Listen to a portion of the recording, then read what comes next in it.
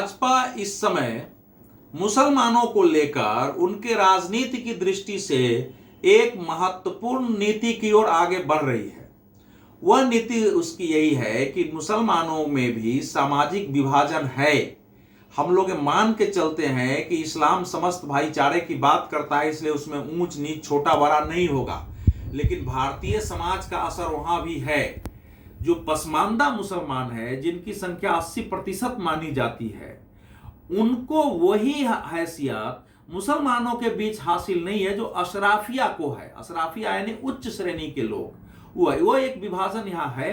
और ये आवाज आज से नहीं उठ रही है, ये आवाज आजादी के कुछ समय बाद से ही उठने लगी थी। अनेक नेता पसमानदाओं की आवाज उठा करके आगे आए थे। बिहार में तो एक बड़ी लड़ाई थी, उसके आधार पर राज्यसभा भी भेजे गए थे अली अनवर।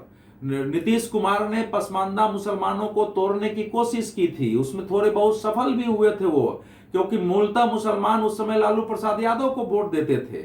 उनमें से उन्होंने पिछड़े मुसलमानों का मामला उठाया और उसका थोड़ा बहुत लाभ उनको मिला था। प्रधानमंत्री नरेंद्र मोदी ने अपने नेशनल एग्जीक्यूटिव में जो हैदराबाद में आयोजित हुई थी, वहां पसमानदा मुसलमानों की बात की, उनके बीच जाने की बात की थी। अगर भारतीय जनता पार्टी उनके बीच जाती है, उनके बीच जाके बात करती है, तो भारतीय राजनीति की दृष्टि से बहुत बड़ा कदम होगा।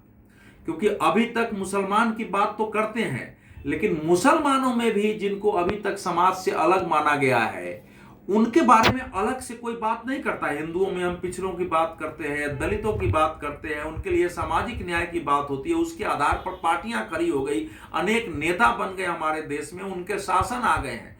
लेकिन भारतीय समाज का असर मुसलमानों में भी है, वहां भी विभाजन है। इसकी ओर या तो सोचा नहीं गया, जानकारी नहीं रहा, जिनके बीच जानकारी थी भी, तो चूंकि हमारे देश में मुसलमानों को लेकर एक अजीब किस्म का मनोविज्ञान है कि मुसलमानों की कोई बात करो ही नहीं, मुसलमानों में कमी है तो बोलो ही नहीं, मुसलमानों में जातीय विभाजन है बोलो ही नहीं, मुसलमान अगर कोई सांप्रदायिक बात भी कह दे तो उसको नजरअंदाज करो। ये जो वातावरण रहा है कि इससे हमारा कहीं वोट न प्रभावित हो जाए, कहीं जो मुसलमान प्रभावी है वो नहीं हमारे खिलाफ चला जाए, तो हमेशा ये वोट का चश्मा रहा है ना, इसके कारण मुद्दे नहीं उठते रहे।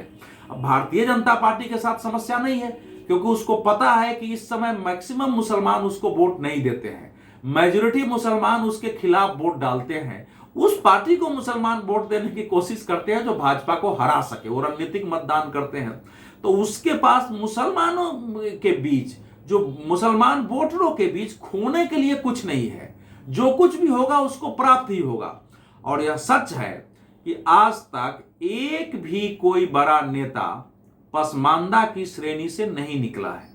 जो पसमानदा मुसलमान है, उन्होंने अपने संघर्ष से कहीं लड़के जरूर अपने को एमएलए बना लिया होगा, कहीं मुखिया बन गए होंगे, कहीं दूसरे पदों पर आ गए होंगे, लेकिन आम मुसलमानों का जो ऊपरी क्लास है, जिसको अशराफिया बोलते हैं, उसने उसको अपने दृष्टि से आगे आए, भाईचारे की तरह राजनीति में, मजहब के क्षेत्र में भी उसको आगे रखे। ऐसा नहीं हुआ है, इसका असंतोष है, इसकी लड़ाई चल रही है। तो उसको वाणी देने का असर तो कुछ न कुछ होगा, ये समझने की जरूरत है। यहां मैंने ये भी देखा है, मैं जब उच्च श्रेणी के मुसलमानों के बीच बैठता हूं तो मेरा अपना अनुभव है। जैसे किसी के बारे में बात करेंगे तो कहेंगे अरे वो तो धोबी था, वो तो जुल्हा था, वो तो नाई था, उसका समाज में कोई वैल्यू थोड़ा ही है। तो पहले मुझे आश्चर्य होता था। जैसे अभी ही एक संगठन के बारे में बात कर रहे थे, तो एक उच्च श्रेणी के मुसलमान अशराफिया थे, मौलाना, उन्होंने मेरे कहा भाई साहब, अरे भाई साहब वो सब जो धोबी था, जो नाई था, जो दूसरे छोटे छोटे काम करने वाले जुलाहे थे, ये सब उस संगठन में आ गए हैं, उनको उठा लिया है, क्योंकि वो समाज में उनकी पूछ थी नहीं, तो यहाँ पूछ हो गई इसलिए आ गए। उनके आधार पर मुसलमान उस संगठन के साथ नहीं जा सकता है। तो मैंने हैरत की ओर देखा कि भाई आपके समाज में भी ये सब चीजें होती रहती हैं, तो उनके हिंदू से फिर मुसलमान बनने का उनका अर्थ क्या आया है? तो यह स्थिति वहां है। इस पर निश्चित रूप से चोट करने की जरूरत है। जो पसमानदा मुसलमान है, उनको भी मुसलमान के रूप में उनका अधिकार है, वो तो कहीं के नहीं रहे। अगर वो हिंदू होते, दलित होते, तो उनको दलितों का अधिकार मिलता। अगर वो अनुसूचित जाति का मिलता, अनुसूचित जनजाति का मिलता, पिछड़ों का मिलता उनको, तो वो कहीं के नहीं है। अब वो मुसलमान के रूप में रहना चाहते हैं, तो उनके लिए कोई ना कोई पार्टी तो आवाज उठाए। तो भारतीय जनता पार्टी इसकी आवाज अगर उठाती है और इसका थोड़ा भी असर होता है तो भारतीय राजनीति में गुणात्मक परिवर्तन होगा।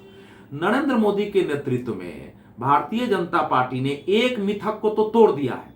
वह मिथक यह था कि अगर मुसलमान किसी पार्टी के विरुद्ध हो जाएंगे तो केंद्र में उसको बहुमत नहीं आ सकती है।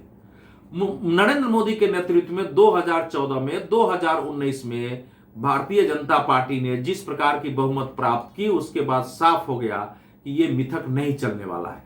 अब यह दूसरा मिथक होगा कि क्या मुसलमानों का वोट बीजेपी को जाएगा कि नहीं जाएगा। अभी तक की स्थिति में यह सच्चाई यही है कि मुसलमानों में ज्यादातर लोग, या मैं समझता हूं कि प्रतिशत में तो नहीं बोलूंगा, लेकिन मेजॉरिटी मुसलमान भारतीय जनता पार्टी को दुश्मन पार्टी के रूप में देखते हैं। इसलिए वो वोट नहीं देते हैं, उस पार्टी को वोट देते हैं अपने यहां, या उस कैंडिडेट को जो मुसलमानों को हरा सके,